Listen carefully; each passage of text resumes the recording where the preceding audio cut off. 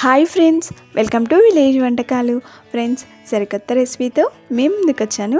ఇవాళ సింపుల్ అయిన tasty recipe వచ్చేసి సొరకాయ పచ్చడి. సొరకాయ పచ్చడిని ఇలా చేసుకోండి ఫ్రెండ్స్, చాలా రుచిగా ఉంటుందండి. ఇది అన్నం, చపాతీ, దోశ, ఇడ్లీలోకి ఎందులోకైనా కూడా అదిరిపోవాల్సిందే. చేసుకోవడం కూడా చాలా సింపుల్ అండి. ఫస్ట్ టైం వంట చేసేవారు, బ్యాచిలర్స్ అయితే ఈ సొరకాయ పచ్చడిని అయితే ఈజీగా రెడీ చేసుకోవచ్చు.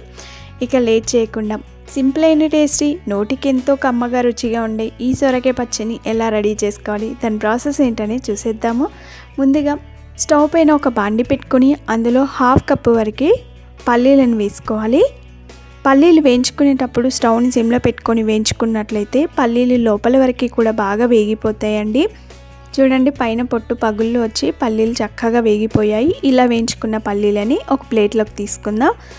ఇప్పుడు ఈ పల్లీలని పూర్తిగా చల్లారనివ్వాలి.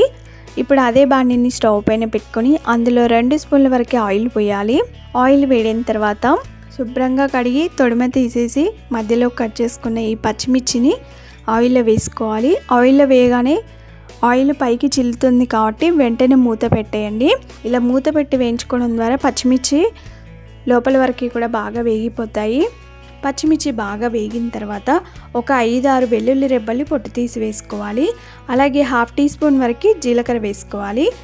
పల్లీలు, జీలకర్ర, పచ్చిమిర్చి పచ్చివాసన పోయేంత వరకు బాగా వేయించుకోండి. ఆయిల్లో ఇలా వేయించుకున్న తర్వాత వీటిని పల్లీలు తీసుకున్న ప్లేట్లోకి తీసుకోవాలి. వీటినన్నింటినీ పూర్తిగా చల్లారనివ్వాలి. ఇప్పుడు అదే బాండిని స్టవ్ పైన పెట్టుకొని అందులో ఒక 2-3 స్పూన్ల వరకు ఆయిల్ పోయండి. ఆయిల్ వేడిన తర్వాత సొరకాయ ముక్కలు వేసుకోవాలి. పెద్ద సొరకాయలో సగం ముక్క తీసుకున్నానండి. సొరకాయని శుభ్రంగా కడిగి పై తొక్క తీసేసి ఇలా కొంచెం పెద్ద సైజు ముక్కలాగా తరిగి పెట్టుకోవాలి.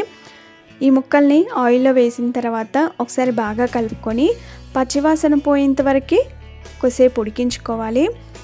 బాండిపై మూత పెట్టి కొద్దిసేపు ఉడికించుకోండి. మధ్య మధ్యలో మూత తీసి కలుపుతూ ఫ్రై చేసుకోవాలి. అలాగైతే సొరకాయ ముక్కలు అడగంటకుండా బాగా వేగిపోతాయి. సొరకాయ ముక్కలు పచ్చివాసన పోయేంత వరకు కొద్దిసేపు వేయించుకున్న తర్వాత ఇందులో బాగా పండిన ఒక 3 టమాటాలని శుభ్రంగా కడిగి ఇలా తరిగిన ఈ టమాటాలని సొరకాయ ముక్కలలో వేసి ఒకసారి బాగా కలుపుకొని బాండిపై మూత పెట్టి కొద్దిసేపు ఉడికించుకోండి. టమాటా సాఫ్ట్గా ఎంతవరకు ఉడికించుకోవాలి. మధ్య మధ్యలో ఇలా కలుపుతూ ఉడికించుకోండి.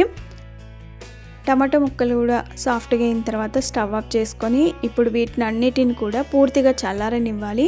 చల్లగా అయిన తర్వాత ఒక మిక్సీ జార్లోకి ముందుగా వేయించి పెట్టుకున్న పల్లీలు, పచ్చిమిర్చి వీటిని వేసుకోవాలి.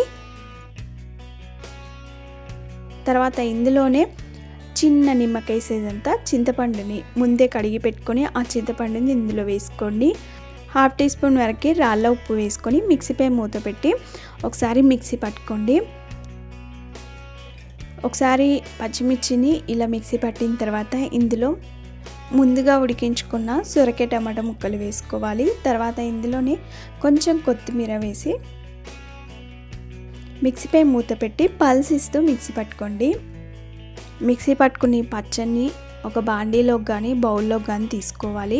ఇప్పుడు ఈ పచ్చళ్ళలోకి పోపు రెడీ చేసుకోవాలి. స్టవ్ పైన ఒక పోపు ప్యాన్ పెట్టుకొని అందులో 4 టీ స్పూన్ వరకు ఆయిల్ పోయాలి. ఆయిల్ వేడిన తర్వాత ఒక 3-4 వెల్లుల్లి రెబ్బల్ని కచ్చపచ్చగా దంచి వేసుకోండి.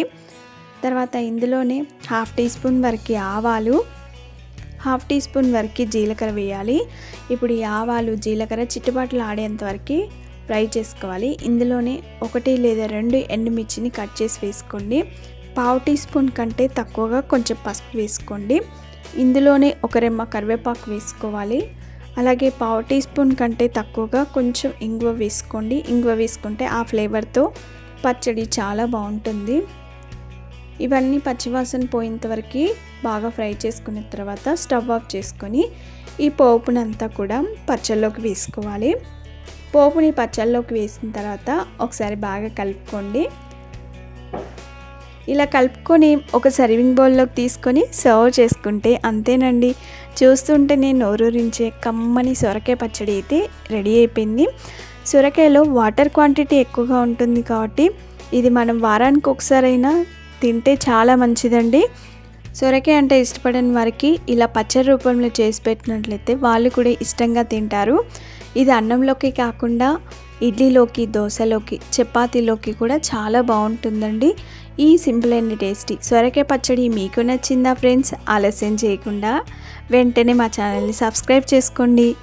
పక్కనే ఉన్న బెల్ సింబల్ని క్లిక్ చేయడం ద్వారా మేము పెట్టే ప్రతి వీడియో నోటిఫికేషన్ మీ మొబైల్కి వచ్చేస్తుంది. Thanks for watching. Bye bye.